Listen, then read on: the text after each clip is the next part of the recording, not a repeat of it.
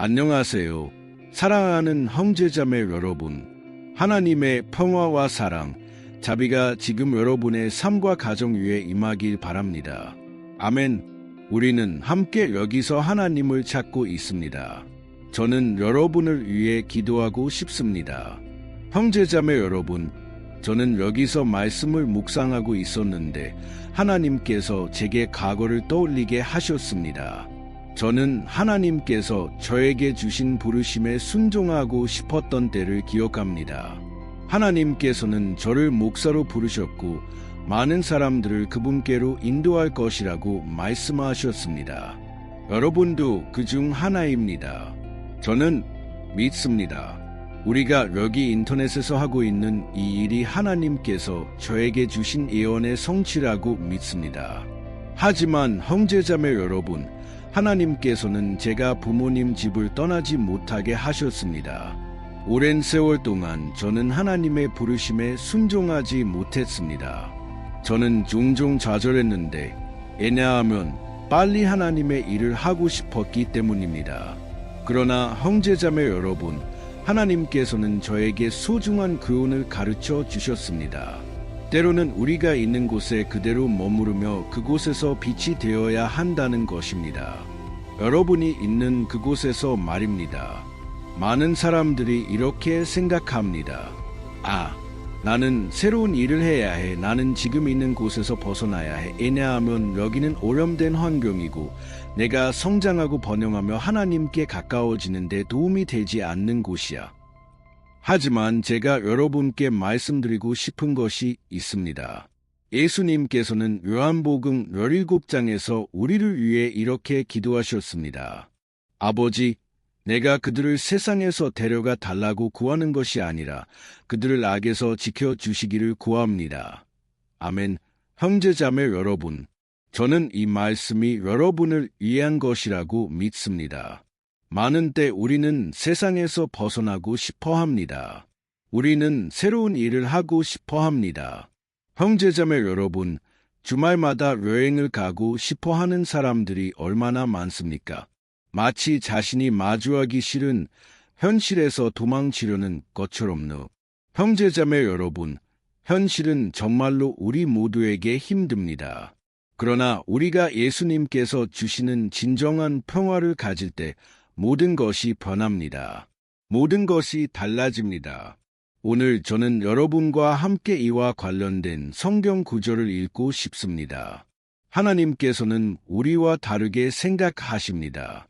저는 자세한 내용을 말하지 않을 건데, 왜냐하면 여러분이 이 메시지를 듣고 깊이 감동받기를 바라기 때문입니다.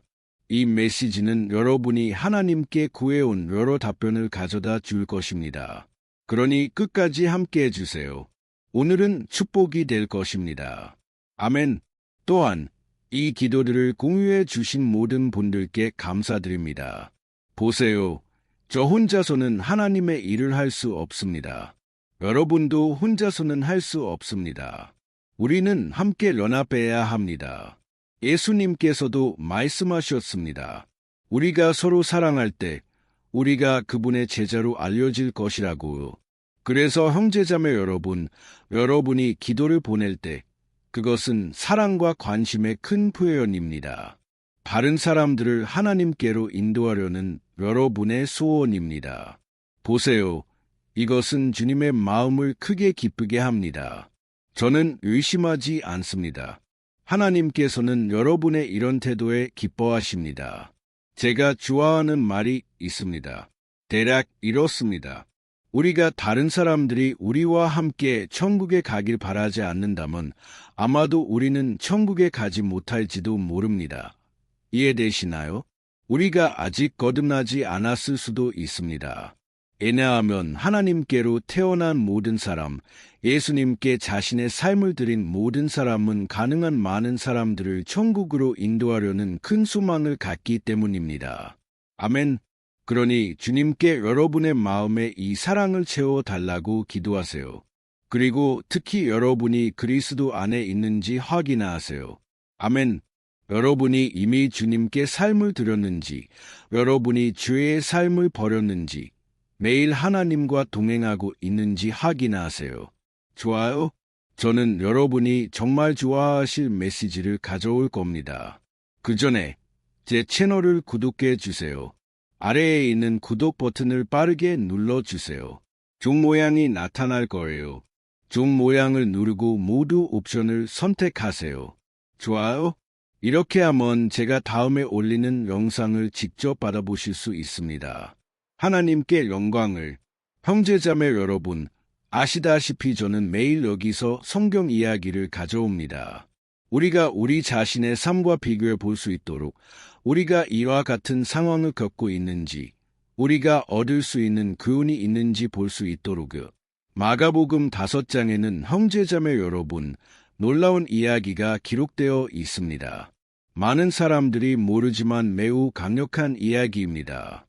그리고 이 이야기는 예수님을 따르는 것이 무엇인지에 대한 우리의 생각을 완전히 바꿔줍니다. 집중해 주세요. 여러분은 제가 무슨 말을 하려는지 이해하게 될 겁니다. 상상을 해보세요. 성경은 예수님께서 제자들과 함께 가다라 지방에 도착하셨다고 말합니다. 그곳은 유대인이 살지 않는 곳이었고 갈릴리 호수 건너편에 위치해 있었습니다. 예수님께서 주로 가르치시고 기적을 행하시던 지역이었죠. 그래서 예수님께서 지금 계신 이곳은 그분이 이전에 경험하신 모든 것과 완전히 달랐고 관습도 달랐습니다. 그곳 사람들은 다른 신들을 믿었습니다. 그들은 우리의 하나님, 하늘과 땅의 창조주를 따르지 않았습니다. 게다가 성경은 예수님과 제자들이 그곳에 도착하기 전에 큰 폭풍을 만났다고 말합니다. 저는 이것이 원수가 이미 그 선교 사역을 방해하려는 시도였다고 믿습니다. 하지만 성경은 모든 것이 잘 되었다고 말합니다. 물론 예수님께서 배에 계셨죠.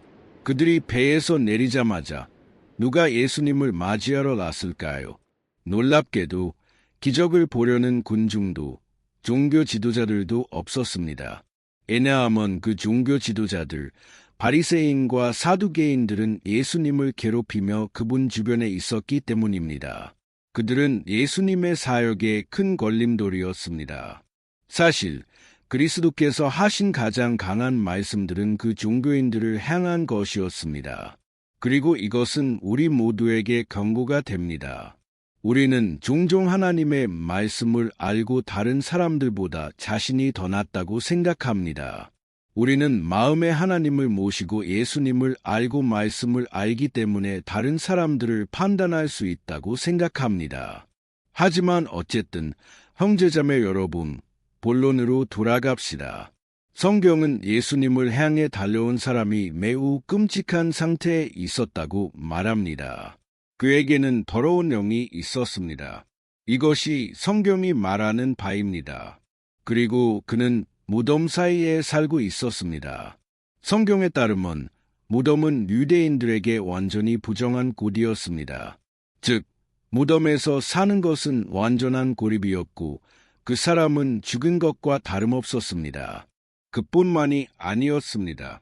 그 사람은 그 안에 있는 악령들 때문에 너무 강하고 통제불능 상태였습니다. 그래서 성경은 사람들이 그를 쇠사슬과 족쇄로 묶으려 했지만 그는 모든 것을 부수었다고 말합니다. 마가복음은 그가 밤낮으로 무덤과 산들 사이를 돌아다니며 소리치고 돌로 자신을 해쳤다고 말합니다. 게다가 그는 옷을 입지 않고 완전히 벗은 채로 다녔습니다. 악령들에 완전히 사로잡히고 괴롭힘을 당한 상태였죠. 아무도 그에게 가까이 가려 하지 않았습니다. 즉, 그에게는 해결책이 없었습니다. 그는 바닥을 치고 있었죠. 하지만 그 사람이 멀리서 예수님을 보았을 때 예기치 않은 일이 일어났습니다. 그는 달려와 예수님 앞에 무릎을 꿇었습니다. 그리고 그들 사이의 대화는 매우 흥미롭습니다. 예수님께서 그 영의 이름을 물으셨고 그 대답은 소름 끼치는 것이었습니다. 그는 이렇게 말했습니다. 내 이름은 군대 레기온이니 우리는 많기 때문이니이다. 형제자매 여러분, 로마 군대는 수천 명의 군인으로 구성되어 있었습니다. 즉, 그 사람 안에는 수천의 악령들이 있었던 거죠. 여러분은 그가 얼마나 고통받고 있었을지 상상할 수 있습니다. 그리고 예수님께서는 큰 권위로 그 영들에게 나가라고 명령하셨습니다. 하지만 여기 흥미로운 세부사항이 있습니다. 악령들은 그 지역에서 쫓겨나지 않고 근처에 있던 돼지떼에 들어가게 해달라고 요청했습니다. 맞습니다. 유대인들에게 부정한 동물로 여겨졌던 돼지들입니다. 그리고 무슨 일이 일어났을까요? 학자들은 약 2,000마리의 돼지들이 바다로 뛰어들어 죽었다고 말합니다. 그들은 괴로워하다가 익사한 것입니다. 이제 상상해 보세요. 사람들의 반응을 그 돼지들의 주인들은 어떻게 느꼈을까요? 그들은 겁에 질리고 화가 나서 예수님을 죽이려 했습니다. 하지만 동시에 모든 사람들이 무슨 일이 일어났는지 보러 왔을 때 그들은 그 사람을 보았습니다. 그 모든 삶이 파괴되었던, 모두가 알고 있던 그 사람을 작은 마을에 사는 사람들은 알 겁니다. 광장에 항상 있는 그 거지, 그 미친 사람, 아무도 관심을 주지 않는 그 사람을 형제자매 여러분, 갑자기 그 사람은 완전히 변해 있었습니다. 그 변화는 너무나 극적이고 눈에 띄어서 사람들이 기뻐하기는커녕 오히려 두려워했습니다. 예수님의 능력에 대한 두려움, 재정적 손실에 대한 두려움, 그 돼지들이 죽었으니까요. 예수님께서 그렇게 하신 것은 아니지만 사람들은 알 수 없는 것에 대해 두려워했습니다. 그리고 그들은 예수님께 그 지역을 떠나 달라고 요청했습니다. 형제자매 여러분, 얼마나 슬픈 일입니까? 저는 여기서 생각해 봅니다. 그들은 유일한 구원의 문, 유일한 자유의 기회, 그들이 변할 수 있는 유일한 기회를 거절하고 있었습니다. 하지만 이야기는 계속됩니다. 그리고 무슨 일이 일어났을까요? 그 해방받은 사람은 즉시 예수님께 자기를 데려가 달라고 요청했습니다. 즉, 그는 감사와 평화로 가득 차 있었습니다. 그리고 그는 논리적이고 정상적인 요청을 했습니다. 저도 그런 요청을 했을 겁니다. 그는 말했습니다. 주님, 나를 데리고 가주세요. 주님께서 가시는 곳에 나도 있기를 원합니다. 하지만 예수님께서는 그에게 이렇게 말씀하셨습니다. 마가복음 5장 19절에 이렇게 쓰여 있습니다. 예수께서는 허락하지 아니하시고 이르시되 내 집과 내 친척들에게 돌아가서 주께서 내게 어떻게 큰 일을 행하사 너를 불쌍히 여기셨는가를 말하라 하시니 할렐루야. 형제자매 여러분, 예수님께서는 이렇게 말씀하셨습니다. 보라, 나는 너를 데리고 가지 않겠다. 너는 베드로, 야고보, 요한과 다른 제자들과 같지 않을 것이다. 내가 너에게 주는 것은 특별한 사명이다. 내 집으로 돌아가라. 내 가족에게 돌아가서 하나님께서 내게 행하신 큰 일과 그분이 어떻게 자비를 베셨는지를 말하라. 아멘. 하지만 여기서 질문이 생깁니다. 예수님께서는 그에게 베드로, 야고보, 요한과 다른 제자들에게 하신 것과 같은 일을 하지 않으셨을까요?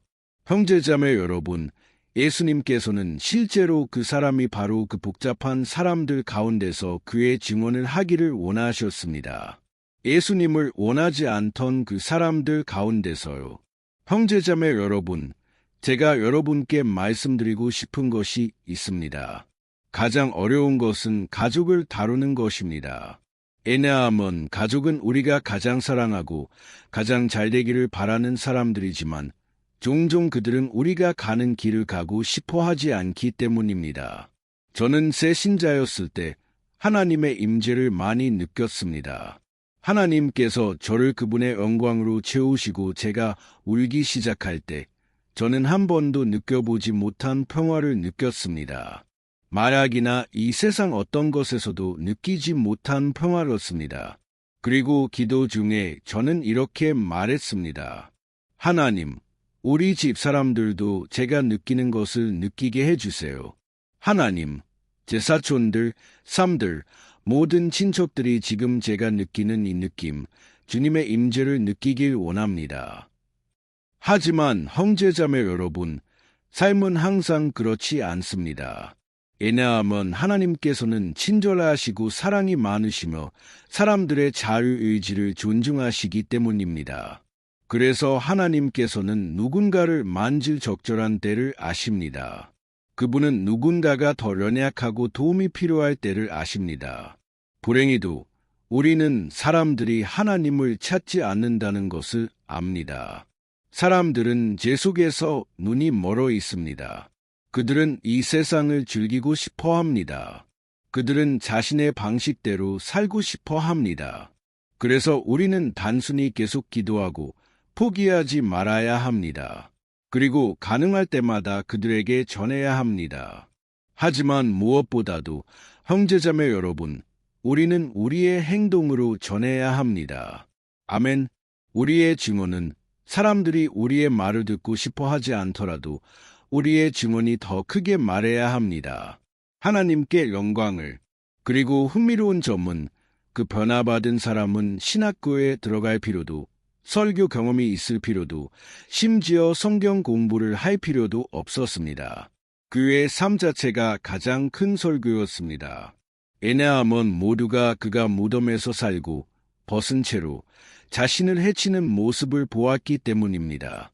하지만 이제 성경은 그가 옷을 입고 분명하게 말하며 평화로 가득 차 있었다고 말합니다. 형제자매 여러분, 예수님께서 우리 삶에 들어오실 때 우리가 같은 상태로 계속 있을 수 없습니다. 그래서 저는 여러분께 묻고 싶습니다. 여러분의 삶은 정말로 변했습니까? 여러분은 정말로 예수님의 이 능력을 경험했습니까? 아니면 단순히 교회에 다니거나 종교를 바꾸었을 뿐 이것이 여러분의 삶에 영향을 주지 않았습니까? 여기에 여러분을 위한 질문이 있습니다. 가능하다면 댓글에 하나님께서 여러분의 삶에 행하신 일을 써주세요. 하지만 형제자매 여러분, 제가 이 메시지를 녹음하면서 마음에 느낀 것은 많은 사람들이 자신의 현실에서 도망치고 싶어 한다는 것입니다. 많은 사람들이 집을 떠나고 싶어 합니다. 많은 사람들이 계속 여행을 다니며 보기 싫은 것에서 도망치려 합니다. 종종 여러분은 다른 사람들을 보고 이렇게 생각합니다. 다른 가족들은 다 더 구조화되어 있고 더 행복해 보인다. 형제자매 여러분, 아무도 집안의 마음속의 현실을 알지 못합니다. 오직 하나님만이 아십니다. 그래서 형제자매 여러분, 제가 예수님께서 제 삶에 들어오신 이후로 하나님께서 가르쳐 주신 한 가지가 있습니다. 빛은 좋은 것과 나쁜 것을 모두 드러낸다는 것입니다. 여러분이 화장실에 있을 때 불을 켜고 거울을 보면 무엇을 봅니까? 얼굴에 있는 점, 여드름을 봅니다. 구멍이나 여러분이 좋아하지 않는 무엇인가를 봅니다. 하지만 불을 끄면 여러분은 더 나아 보입니다. 하지만 여러분은 단순히 위장하고 있는 것입니다. 그래서 예수님께서 들어오시고 빛이 여러분의 삶에 들어올 때 여러분은 여러분이 좋아하지 않는 것들을 보기 시작합니다. 하지만 이것을 보는 것은 중요합니다. 여러분이 회개하고 삶을 바꾸기로 결심할 수 있도록요.